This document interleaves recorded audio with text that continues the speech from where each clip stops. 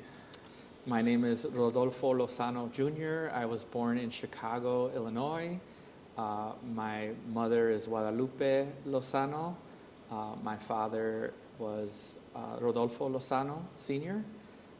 My grandparents, Anita Lozano, and my grandfather was Guadalupe Lozano on my father's side. My mother's side, Mary Alicia Ochoa and Domingo Ochoa. Okay, thank you so much. And I imagine that, your grandparents' generation, like a lot of us, has influenced your parents' generation, then influenced you, right? Can you tell me a little bit about what you know about your grandparents, where they were from, what kind of lives they had? Yeah, from what I know, my father's side, so my grandparents on my father's side, my paternal grandparents, were born in and around Harlingen, Texas. It's unclear whether my grandfather was actually born in Mexico or Texas, and during those times, the birth certificate was something you got later, and most people were born in their homes, and so it's unclear if my great-grandmother went back to Mexico to get the birth certificate or got it in Texas, because I don't think any of us have seen we can't locate my paternal grandfather's birth certificate. And so my grandmother on my father's side as well was born in Harlingen, Texas. And so I know that I'm third, third generation on the Lozano side. On the Ochoa side or Gonzalez side, there's a lot of names here. My mother's side, my grandmother was born in Chicago, and my grandfather was born in Texas, in some small town in Texas. And so I do know that they all were agricultural workers as children. They picked vegetables and fruit in Texas, in the South, as well as in the Midwest, here in and around Chicago. And then my father's side came from Texas because of the steel mills. And so they came first to Gary or Hammond, Indiana, and then to South Chicago, and then to Pilsen. And both sides of my grandparents worked in factories for as long as I can remember. In fact, my grandfather, my mother's father, was retired before I could even remember. I mean, he did his 25, 30 years in a factory, retired around 55 years old. So by the time I was born, he had been retired for some time. So I just know of him being around me all the time and constantly sharing stories about growing up in Chicago, jumping off the docks by Maxwell Street. On my father's side, they would share, my mother, my tias and tios would share how my grandfather was a steel worker, and he became a union member, and that's where he became politicized. It was in the union, and learned about labor activism and multiracial solidarity, and so that's where we sort of track my father's activism as to my grandfather, who would come home and talk about his union meetings to my father and my aunts and uncles, and how important it was to stick together and to work with everyone regardless of their racial background, ethnic background, gender, any differences that there were, or perceived differences, that in order for workers to have basic human rights, in order for us to have, and workers' communities to have what they need, that we have to work together. And so therefore the idea of unity has been something that's been integrated in my family since before I was born, and it's something that we carry deeply as a family. It's something we value very much. So those are the sort of earliest memories of my grandparents and what I know of their journey to Chicago and throughout Chicago. I had the wonderful experience of growing up with my grandparents for a very long part of my life. In fact, they were very supportive in helping to raise us because my mother was a single mother starting when I was 7 years old. She was about 30 years old. And so our grandparents, gave my mother a lot of help in terms of after school, on the weekends. They made sure that, we had activities, that we were engaged as with other caring adults, and that they also understood that, my mother needed some space after working all day. And so on the weekends, my grandparents would take us to McDonald's. And the playground was like our playground. So, you get some fast food in you and let the kids run around.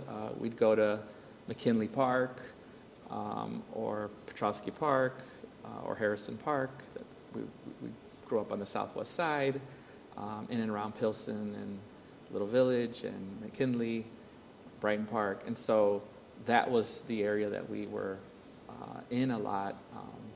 And so I also remember my grandparents taking us to catechism and making sure we got our first communion, our confirmation. That was something my grandmother was really cared about.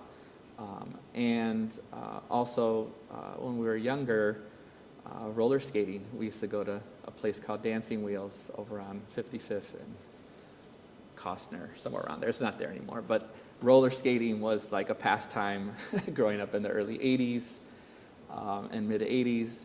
And so they were instrumental in providing us those kinds of activities and that kind of joy. And they'd also come to see, me and my brothers play baseball at the park. And so they were very integral in our lives. And luckily they, sorry, I'm getting emotional here. Okay. Yeah.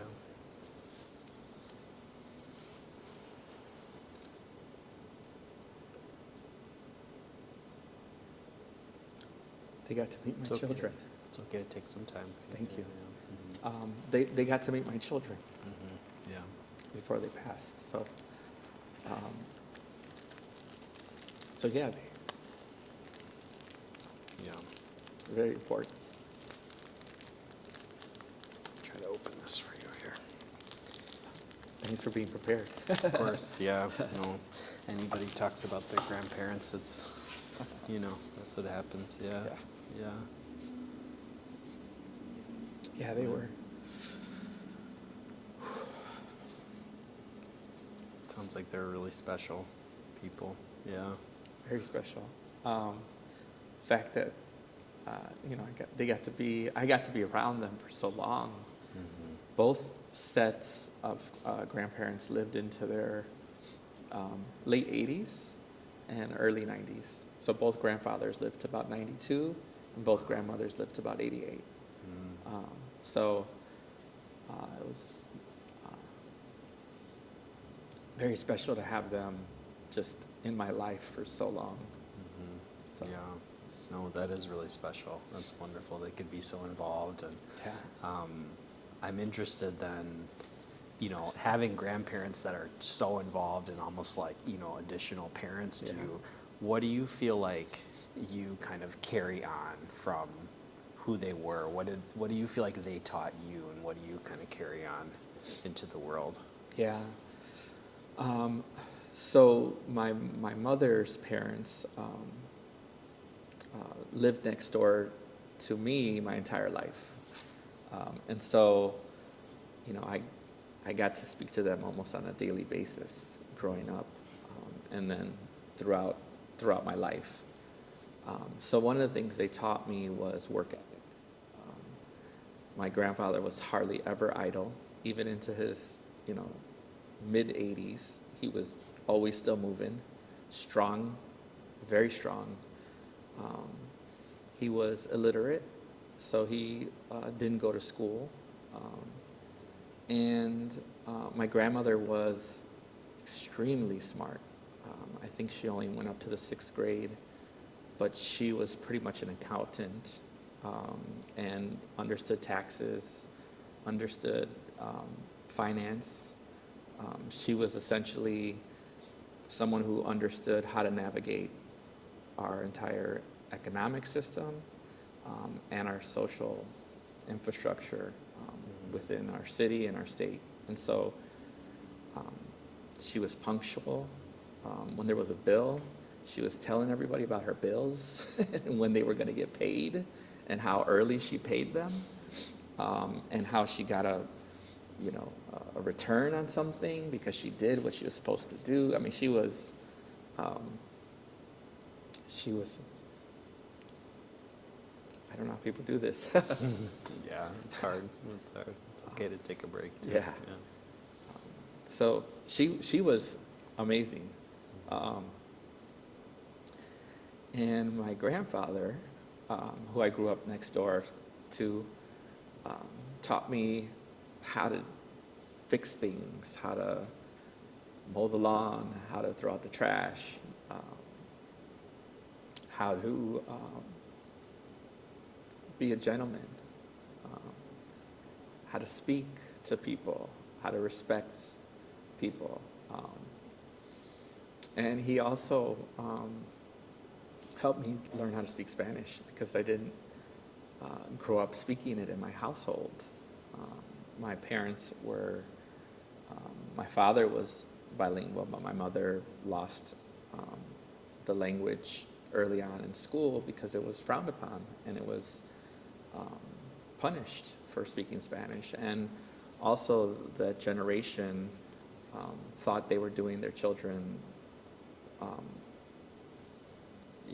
giving them a leg up by only speaking English. And so our culture, our language was essentially whitewashed during the 50s, 60s, and 70s. So my grandfather would practice and he would speak Spanish to me. In fact, all he spoke was Spanish. And so he spoke some English, but I realized at a pretty early age that I just want to speak to him in Spanish. And I want to learn how to speak Spanish, and I want to learn with my grandfather.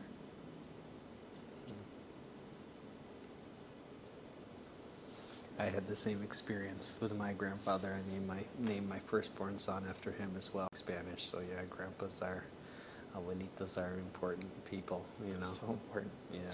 Yeah. Yeah. Thank you for sharing Yeah. that. And we can, you talked a little bit about, growing up, the roller skating. Like I remember that too. I Saw grew the up in the 80s 80s. stuff. Oh yeah. Yeah. Roller skates coming back too. The roller McDonald's, skating. Yep. the Yep, playgrounds. the playland. The Hamburglar Right. cage and everything. Right. Can you tell me a little bit more about what your life was like growing up, what your neighborhood was like, your friends? Tell me a little bit about what life was like growing up at that time as a young kid.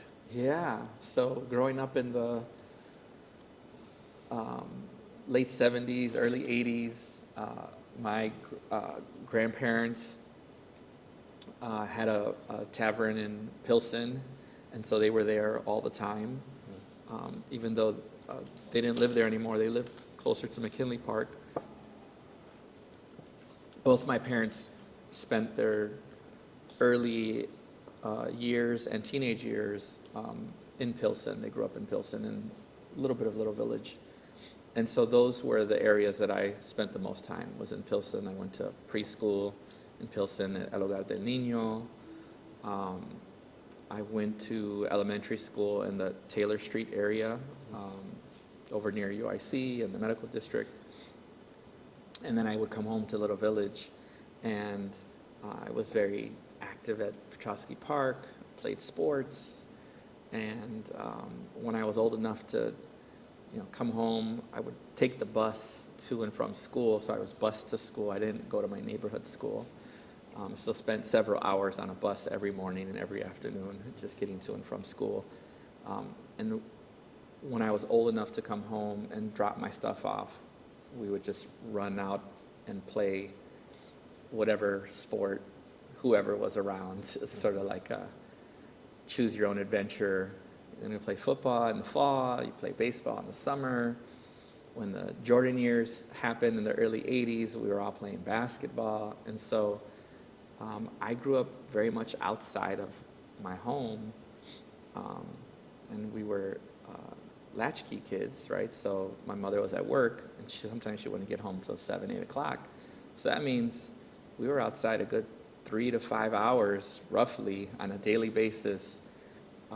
Me and my younger brothers just sort of running around in the neighborhood. And obviously we had to avoid some situations, but for the most part, we could play baseball, basketball, football, almost anywhere in the neighborhood. And that was, what after school looked like in Little Village. And then on the weekends, we'd go and visit my grandparents, and in Pilsen, we'd go out to eat, we'd go roller skating after church, and very much of my childhood was surrounded by family and cousins, so many cousins. I have so many aunts and uncles. On my mom's side, I think there's 16.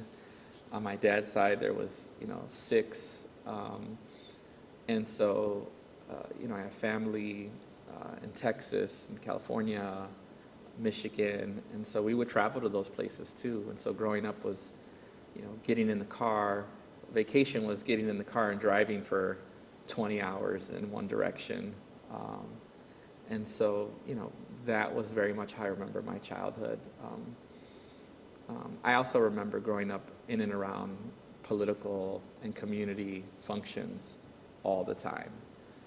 So there's also that side of my early years, which is being at marches and mobilizations for boycotts, workers' rights, immigrants' rights.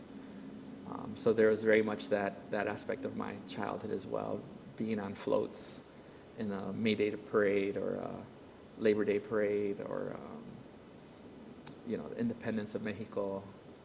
So there were a lot of those activities that were also very much part of my childhood. Election time, big time as we're coming up on an election in about a week.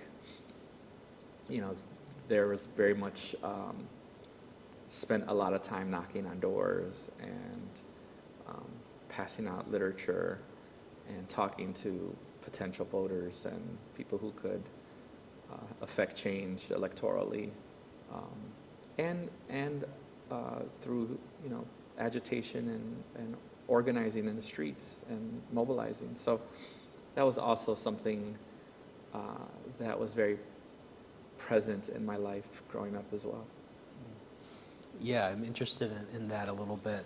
Mm-hmm. When you described your family before the political activity, that sounds like a lot of Mexican families. It sounds like you described my family, but the political activism is different than most families. Was there a point when you were a young kid where you started to realize that there was something kind of distinct about your family or that your life as a kid with all the political activity? Probably didn't happen at an early age because I was also around other families who had their children engaged. And so my parents started an organization or helped to found an organization called the 22nd Ward Independent Political Organization, which was founded around the time Harold Washington was running for mayor in the early 80s. And I was too young to sort of remember previous to that era, but I think when Harold was elected, I was present for that, and I think that was the first time that I felt the energy of what grassroots organizing and multiracial coalition building could look like as it led to the election of the first African-American mayor in the city of Chicago. So that energy was something that I still remember to this day, even being 7 years old, being at the University of Illinois Chicago's pavilion, and Harold coming out after winning the general election. That was a special moment, and I don't know if I knew that was distinct, other than I knew that this was different. There were so many people that were engaged in that the couple times where I got to meet Harold Washington and see him, he was like a celebrity. He was being mobbed. Like, people were chasing him down the street to want to shake his hand, to say hello. He was that kind of personality. So I look back now and I go, wow, that was special. Even people who were engaged in organizing and activism didn't always have the opportunity to be that close to such historic leaders. And so clearly there was a huge tragedy in my life where my father was assassinated for all the work that he did, and that then became a distinction. That was different than anything or anyone that I knew who had experienced that. And so, and even then as a child, I didn't really understand it. I was a little too young to understand both the concept of death and how it happened or what caused my father's murder. I didn't learn that till many years later, which was very difficult to understand why our family was going through so much pain, why there was so much attention given to our family. So I didn't really understand it, and it was very frustrating, and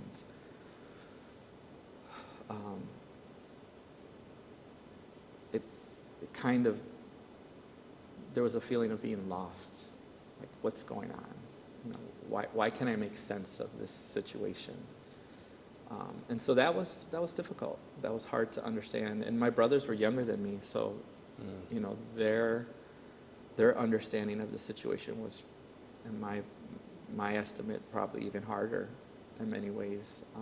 So that distinction became apparent really early. I didn't know at that time that I would be correlating it to the political activism, right? It was just one day to the next, my papi was gone. And we weren't told much after that from my family. And I think because it was so hard to talk about. How do you tell a 7-year-old, a 6-year-old, and a 2-year-old what happened to their father? So, I found out much later in life what happened. So that was different, and I didn't feel other people understood until I had an opportunity to meet other young people from Central America, from Latin America. My mother, who I love dearly, sent me on a delegation to Cuba when I was 12 years old to a summer camp for young people. It was like a youth summer camp. It was an international youth summer camp. And she talked me into going, even though I was very reluctant. I'd never been on a plane before. I'd never been away from home. Definitely hadn't been out of the country. And I was 12 years old, so I was pretty young. And this was a dream of your father's, for you to visit this country and have an international experience. And I think you're gonna be glad that you went for the rest of your life. And you had that experience. So I was there a month. And during that time, I met all these young people from around Latin America, from Africa, from Asia, from Europe. Essentially, this was a convening of revolutionary, social activists, and I met young people from El Salvador, Nicaragua, and this is in the late 80s, so they're in the midst of civil war in their country, funded by the U.S. government. And so I got to meet some of them, and they explained how their towns and their pueblos were being bombed, and how they seen their parents killed in front of them. Many of the young people were already soldiers. You know, they were 13 years old and they were soldiers. And so that experience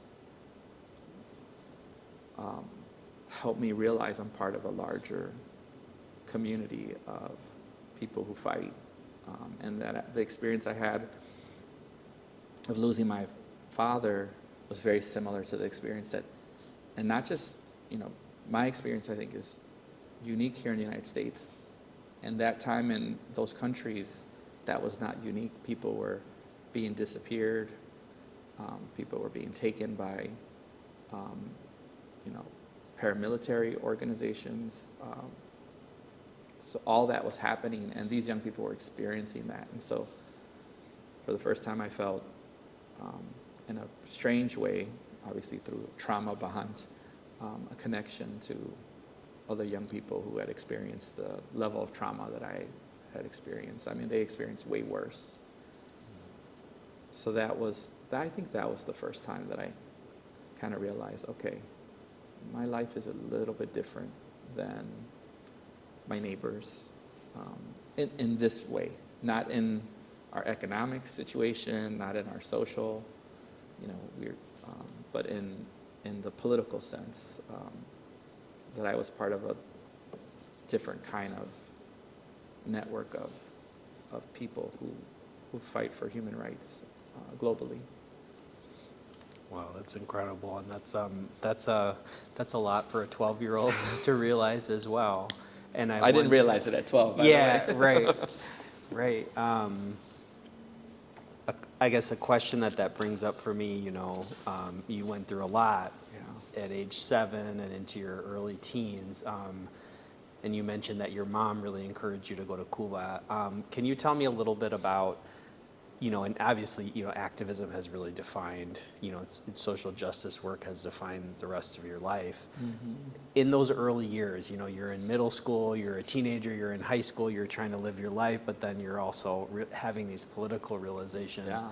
Could you talk to me a little bit about the push and pull of, you know, being politically involved and then just being a kid? How did that play out for you? Oh, I hated it. I was not trying to sign up on a Saturday morning to go knock on doors when it's 20 degrees outside or it's pouring rain so that we can elect Jesus Chuy Garcia for committeeman of the 22nd Ward, an unpaid job, right? So it was something that that wasn't normal for children, right? And so me and my brothers would bring that up all the time. Why are we out here? We're the only kids out here doing this. And so we didn't enjoy it very much. We did it reluctantly. And my mother, to give her all kinds of credit again, was relentless in making sure that, no, you're a part of this. You don't get to say you're a child and I want to go home and stay in. What are you doing at home? This is the most important thing right now for our community and for our family to be a part of. And so, you know, we heard that. We didn't care. Later on, as I look back, obviously, it was building the foundation to my understanding of what it means to contribute to my community, to give to my community. And it was about our time, right? That's what we were contributing, our time, to engage with our neighbors, to talk about the importance of civil participation, of civil action, of taking ownership of our community, and talking about things like empowerment and unity and social justice and rights. You know, these are all words and concepts that I was raised with continually, whether I wanted them or not. Most of the time I didn't want them, not in my early years. And so, you know, we were voluntold a lot as children. And that wasn't very different than a lot of other children's experience. They were maybe voluntold to go to church, or, voluntold to go to work, and work in their family's business, or even go work in the factory. So this was our work as a family. We were knocking on doors, we were going to rallies, we were participating in the electoral movement, and where it intersects with labor organizing, workers' rights, human rights, immigrant rights. These were all issues that were something that we participated in a lot. And it was a family affair. It wasn't just my mother, it was all of us. Me and my two brothers, my mother, sometimes grandparents. If my mother was mobilizing and organizing, people were going to support that, because they knew also that this was how we were keeping our connection to my father, and the work that he did. And so for us, there was a strong connection to how we keep his memory alive, and how we are proud to be a part of a larger movement that fights for human rights in this world. And so those were very strong draws for us as a family. It very much became our identity in many ways. And so, growing up, I didn't like it at all. And there were a lot of cool moments, though, that came out of it. Once Chewy got elected, and Harold was the mayor, that was an important time in Chicago. And I got a summer youth job, right, when I was like 13 years old or 14 years old, because that program had been started by Harold to do youth jobs, and park districts became much more engaging. Like, there were all these opportunities that came out, and I got to meet some really cool people. I met Mike Tyson. So as a kid, when you meet Mike Tyson, I was like, what? I got to meet Richard Dent. There were some cool moments, far and few, but there were some cool moments when you got to meet some of Chicago's sports icons, and folks who would show up to rallies and participate, and you could see the civic engagement from other arenas as well, right? The sports arena and the celebrity arenas. So those were, I would say, for a kid, those were the cool moments. Other than that, the other stuff was just a grind. Yeah. Yeah, thank you for sharing that. Yeah. I'm interested, you talked a lot about your family and your family's identity. I'm interested in you as an individual. So as you're, moving into high school and going into college, you went to Northeastern, right? I graduated from Northeastern. Okay. I went to several other places A couple first. before? Yeah. No, I'm a college teacher, and that's very normal. Yeah. I'm sure that you were kind of figuring out, your place in the world, and what your talents were. Can you tell me a little bit about that process? How did you kind of come to realize who you were and what your skills were during that period? Yeah, that's a tough time in life, I think, for everyone, right? And in some ways, I'm still trying to figure out what I want to be when I grow up. So it was probably, in my late teenage years, I wasn't a great student. I didn't enjoy school. I love education, and I loved learning. I didn't enjoy school. Schooling is something completely different than education. And so I learned that I wasn't good at school, and I didn't like memorizing and repeating whitewashed history and information. I knew from my own personal experience at home that what I was being taught in school wasn't always beneficial to people from my community. So I was being taught things that were contrary to what I was learning from my own family. And so, and not just the political analysis, like my grandparents and our traditions as Mexicanos were contrary to what was being taught in the classroom and what we were expected to see as important. And so I would say my freshman and sophomore years of college, when I left Chicago, I went away to school, and I was removed from my environment that I grew up in my whole life. And so now I was in somewhere, nobody knew me, I didn't know anybody.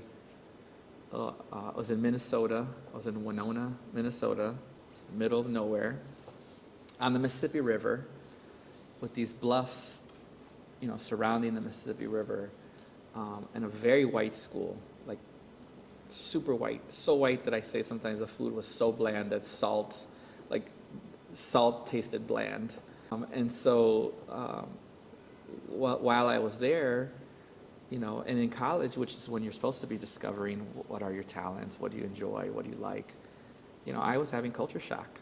I was understanding like, wow, this is what it looks like to be outside of a community of color in a big city like Chicago. And so I was actually learning that aspect of myself.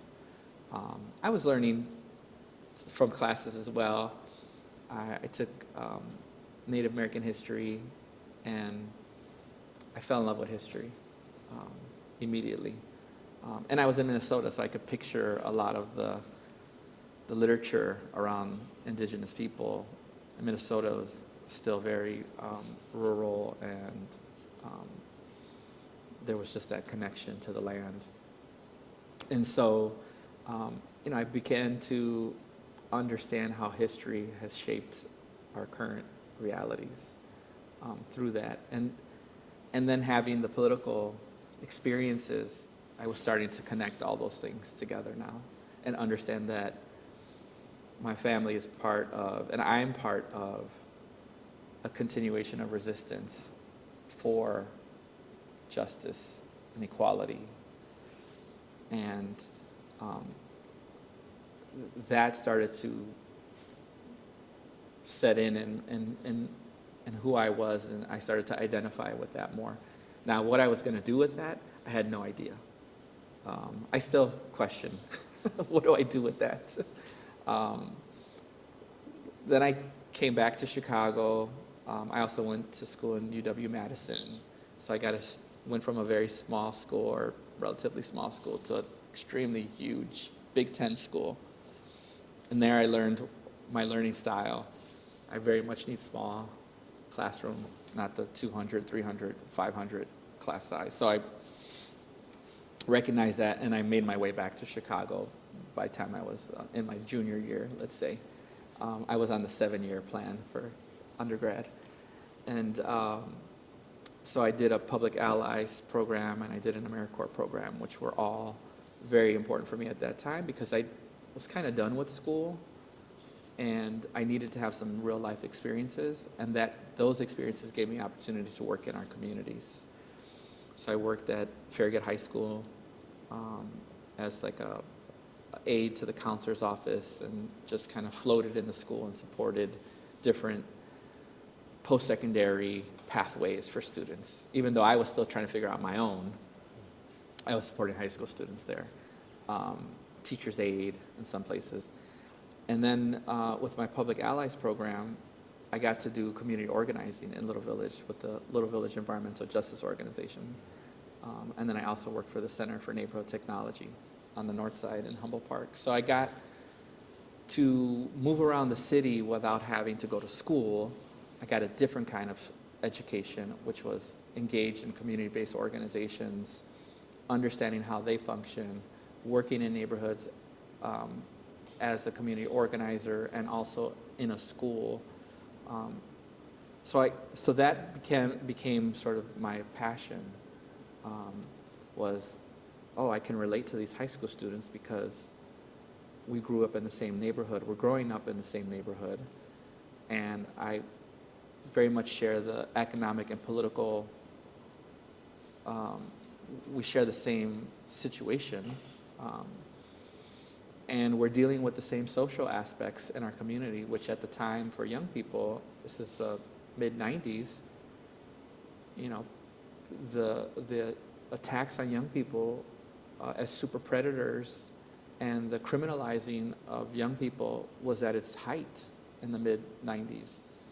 And so I witnessed walking home from Farragut to my house, police just stopping children systematically for no reason, just because they're walking home, harassing them, beating on them, humiliating them, making them take everything out of their pockets, get on the, put their knees on the curb, hands behind their back. I mean, this was being done on a daily basis. And so I didn't have that experience in high school. My high school didn't look like a jail and had police in every hallway, armed police in every hallway. That's not the experience I had going to Whitney Young High School, where, it was a different class. This is also the first time I see middle and upper class people up close, and I sat in a room with them. That was different. People who had clothes on that were more expensive than probably 6 months' rent for what we were paying in Little Village. So I was having these sort of dissonance with growing up with a certain group of people who had different class status, and then coming into my community and working in a school in my neighborhood and seeing how young people, these are 15-year-old kids, getting treated by police, grown adult police, who treated young people as if they were criminals. I mean, aggressive, trying to hurt them. And so that shaped my views towards wanting to get into youth organizing.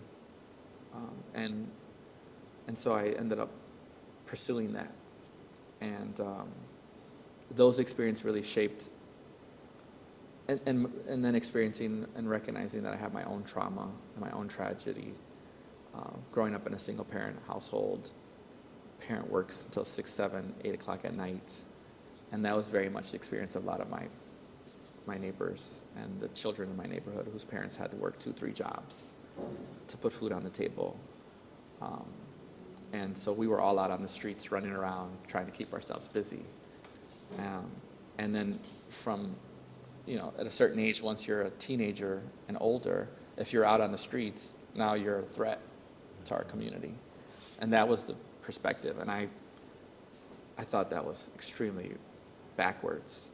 And I was committed to changing that perception of how young people are viewed in our communities as threats to assets.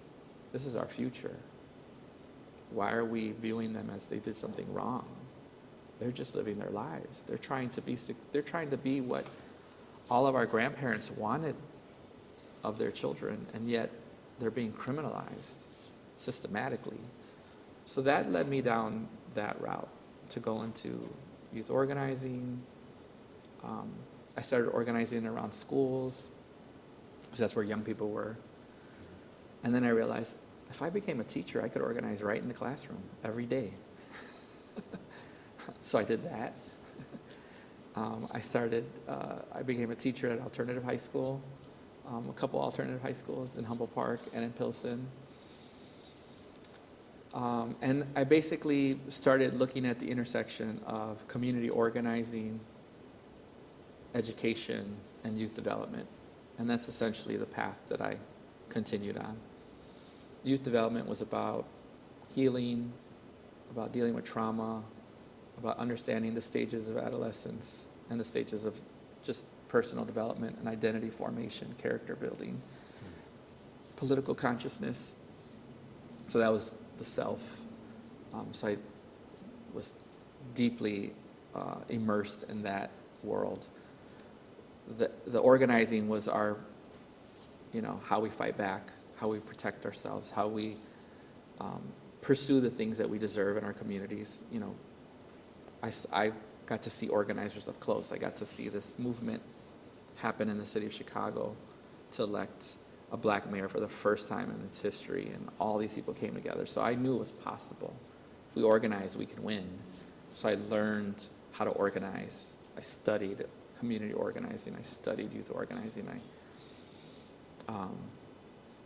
I read everything I could read. I talked to all the organizers I could be engaged with.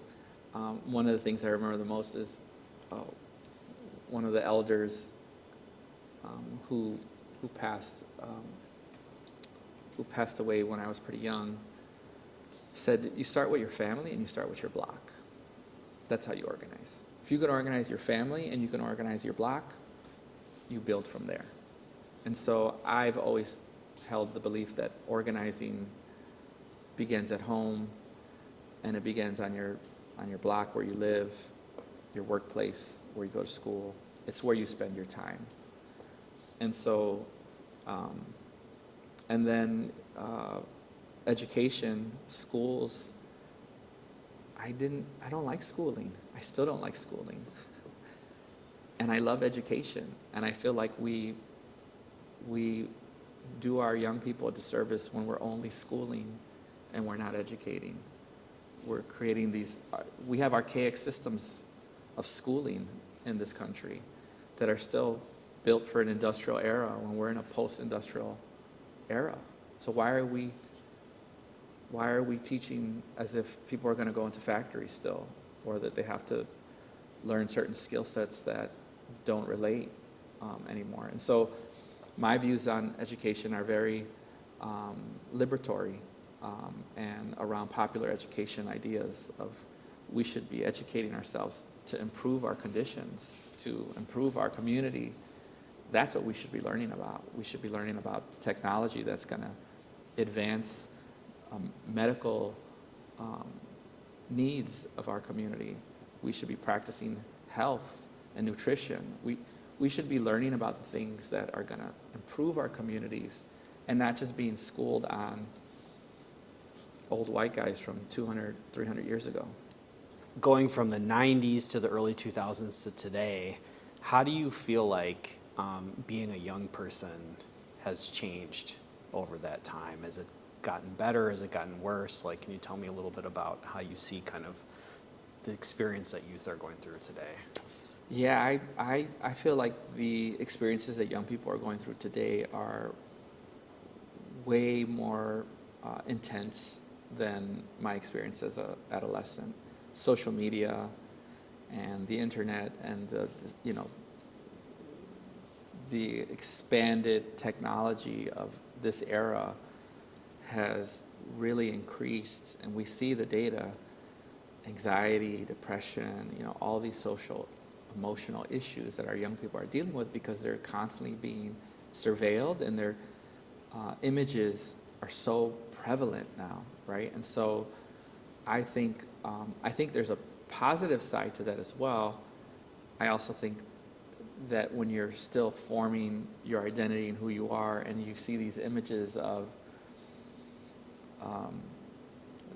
that are just not real in many ways, they're false images, it's hard to see yourself through that. And so I think a lot of that is the challenges of young people today, is how to navigate a world where everything you do is being documented from your first day throughout your entire career. And so there's no more, where's the private thoughts? Where's the reflection? Where's the opportunity to just be? And I don't limit it to young people. I think young people have to learn how to go through that stage. Adults today are still, like, they can put the phone down, some of them can put technology to the side because they didn't have it growing up, so it's not a normal thing. But when you grow up with it in your hand, year one, it's a very different experience. And so I think young people today have a lot of challenges that my generation and previous generations don't have to deal with. And the economic situation is not better. It's much more difficult. The amount of income you have to make to live in a city like Chicago is way different than my grandparents or even my parents. So there are just so many challenges. I don't know if I would say it's better or worse. I would say it's different. because there are different tools now available as well to help advance our communities and advance our conditions. I think it becomes a question of political will, and what are we going to do to change? How do we have access to the tools and the technology that we know exist? How do we make them accessible to everyone? It's just like all resources, right? How do we make resources accessible? It's not that we don't have enough. I don't believe in scarcity. I think it's being hoarded by a small group of people. And so all the wealth, all the resources, the access, the opportunity, it's all part of a much larger system of, white supremacy and colonization, capitalism. I mean, these are huge systems that are in place to keep folks in their place, if you will, right? And so, anyways, I think young people are also extremely resistant. And you can see the example in I'll just take one example, and this is sort of a national example. The encampments that popped up last spring on college campuses all over the country were a reflection of the level of consciousness and the resistance of this generation's activists, and how they were able to take a simple thing like just sitting in on a campus, which people have done for decades on numerous issues. And somehow this became the catalyst to a national and even international global response to the occupation of people in Palestine. And to me, that's a reflection of our global consciousness. And it's going to be sparked from our young people. It should come from our young people.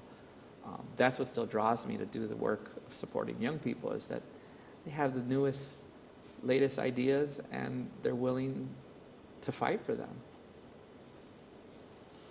That's awesome. Thank you. I just wanted you to riff a little bit on that. Yeah, I was yeah. like, that. I know we jumped ahead a little bit. I mean, you're a professor, so you sit to see and engage this all day, every day. I tell everybody, people, they say, oh, these kids don't care today. I was like, that's not true. Like, I talk to kids, teenagers, early 20s, every single day. They care a lot. And actually, they're disturbed by how much you don't care, And I know you know that, but I have a lot of hope for... That's right. The next generation. Same. I got two at home. Yeah, well, yeah. I'm sure there's a lot of resistance there too. There's a lot of resistance. So it's 12:20. I know you yeah. have to go in about 10 minutes. So I'm interested in your current career. Mm-hmm. I know you ran for state legislature. I know you have a lot of experiences up close with the, Chicago's political machine. I know you've seen the left change across the years. So, but any one of those things that I'm interested in learning about. Sorry, talk a lot. Oh no, this is great. As you were talking, like I wanted to ask another question, and then you went there. So I was like, it was really great. In the last 10 minutes here. Your trajectory from, going from Northeastern to your career now, did you want to talk a little bit about that, or are there particular moments in the last 10 or 15 years that you really want to share? Yeah, I think I'll just start from the being able to achieve my bachelor's degree was important in a symbolic way. No one in my family had obtained a degree. My father, my mother, my grandparents, I think one of my tios was able to, but no one has a degree. And for me, being able to go to Northeastern's university without walls and developing my own curriculum and my own major, which was community and youth organizing, that was a saving grace for me in so many ways. I got to pursue something I was passionate about, and I didn't have to pursue some strict curriculum in order to achieve this degree. So it was very much based on experiential, and I got to form a committee of people who were experts in this field, community youth organizing, and they were the ones who were going to give me feedback and decide whether I can earn a bachelor's degree. So that was a pivotal moment for me, because it also allowed me then to have a more stable job, right? And to engage the system in places where if you don't have a degree, working in a nonprofit sector was very difficult to move up in certain stages. You could be entry level, but you can't manage or supervise or even develop curriculum and programming. So for me, that was important. I wanted access to that space because I knew it was where a lot of our community was also being engaged. And I still recall a time too where nonprofits weren't completely filled with people of color yet either. So it was still a very white space in some ways in terms of leadership.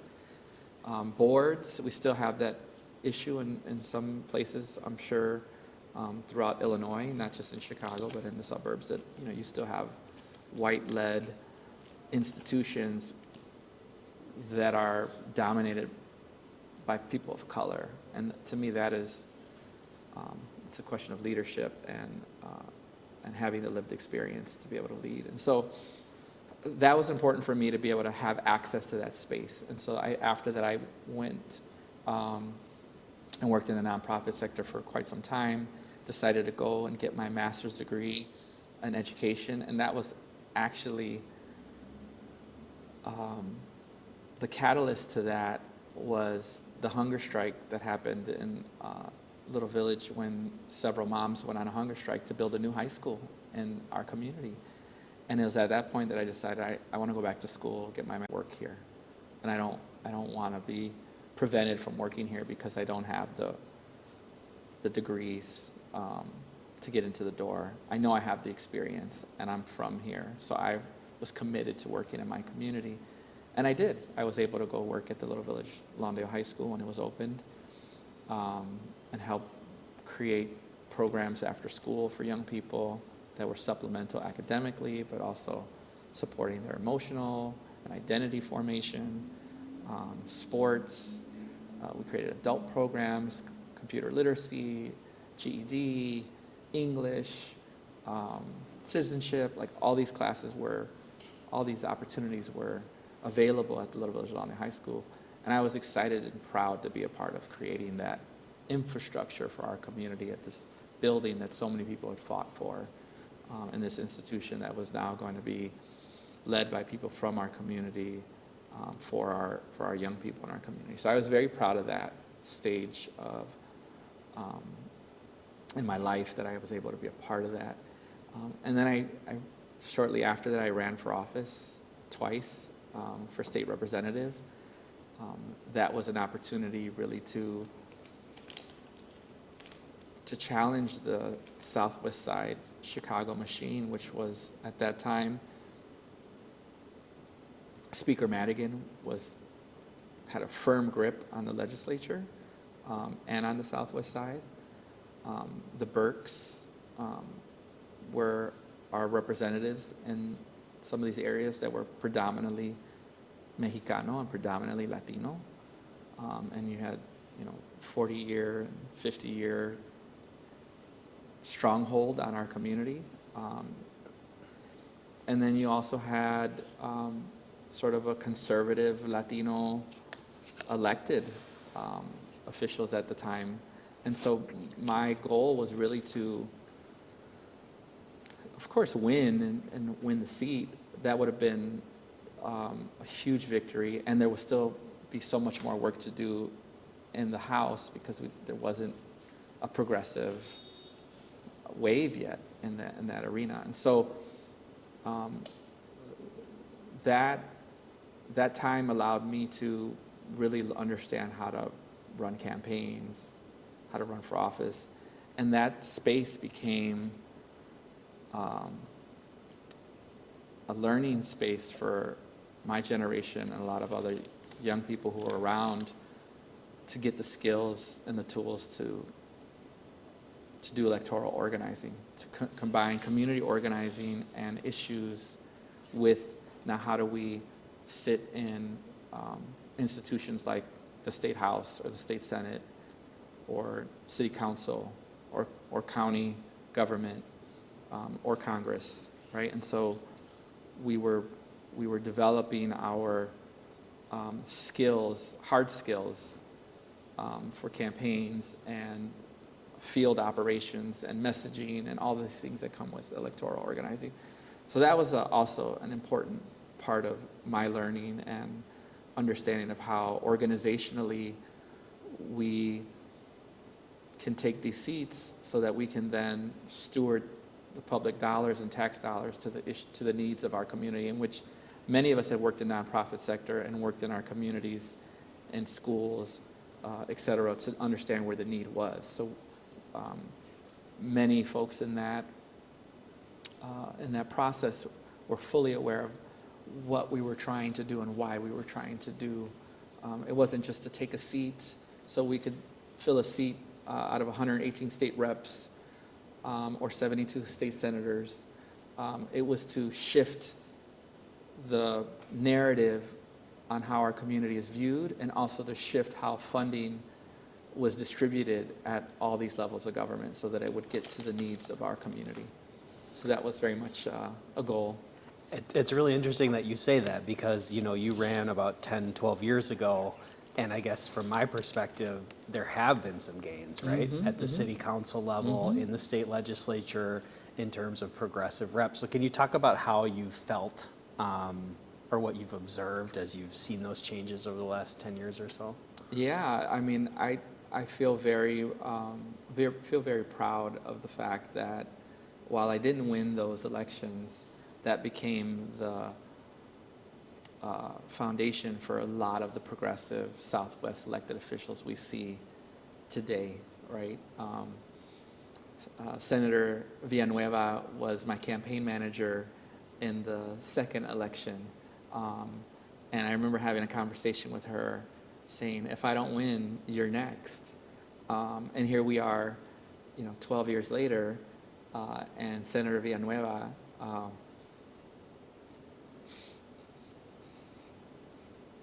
she's a badass.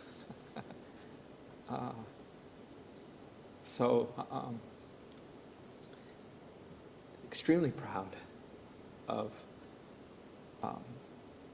being a part of a movement to usher in women of color into these spaces where far too long they have not been represented. And who better to represent our Latino community than our women, our mothers, our sisters, our tias. They know better than a lot of us of what our needs are, because they take care of us often. And I don't say that in a paternal way, I say that in a very loving way. I grew up in a matriarchal family where my grandmother, my mother, even my daughters, they call the shots, whether I like it or not. And in this case, I really appreciate it, and I always have, because they've always steered us in the right direction. And so I'm very proud of helping to initiate and create the space to say, hey, this machine looks it looks intimidating, but we can strike a blow, and we can continue to dismantle these systems that are harming our community and put in place the next generation of leaders who will make all the changes and lead the way. And yes, they're going to make mistakes, and we're all going to make mistakes, and we're going to continue to build off them, and we're going to learn from them, and we're going to keep passing that torch to the next generation, and include people who have not been included, and ensure that they have a seat at the table, so that they're not only representing their own lived experiences, but they're representing our collective needs as a community. And so I'm extremely proud of that. That's awesome. Yeah. I know you have to go, but just a final question. Yeah. Imagine we do this interview 10 or 12 years from now. We'll both be a little older.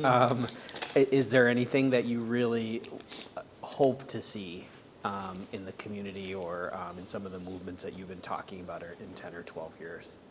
Yeah, I mean, there's so much I'm hopeful for and think about, and I, I hope to see a Latina mayor in the city of Chicago. I hope to see uh, women senators, women of color in the state of Illinois, a woman governor.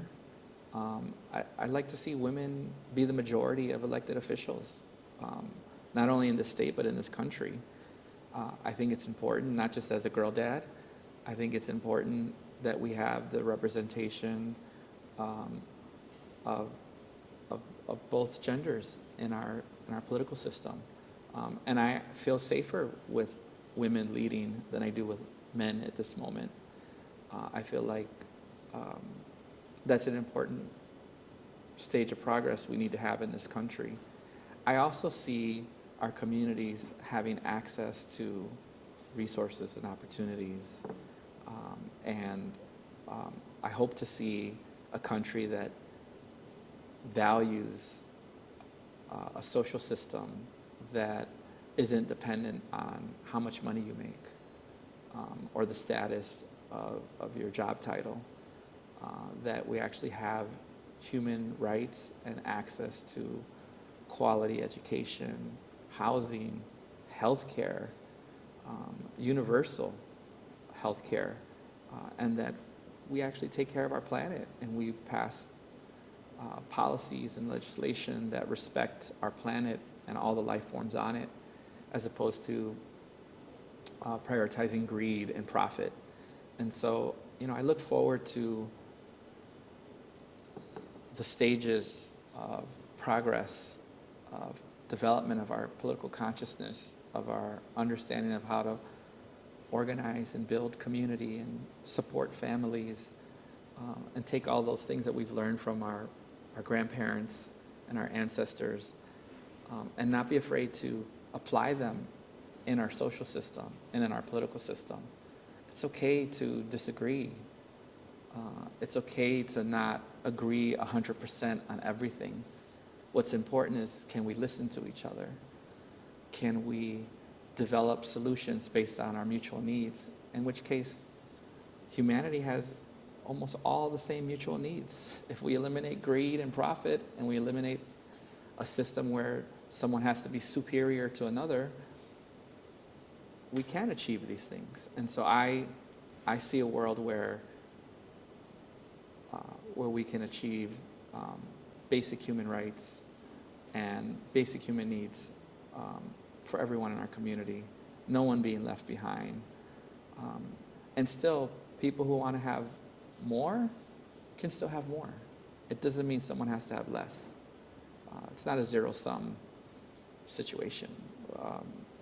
When we take care of our most vulnerable, our most marginalized, and those in most need, we lift all boats when we do that. And so I look forward to a place in the future where those ideas are normalized, and we are now actualizing those ideas into legislation, into policy, at institutional level, in the government, private sector, and that our young people are leading the way, and our women of color, our daughters, are leading the charge on that work.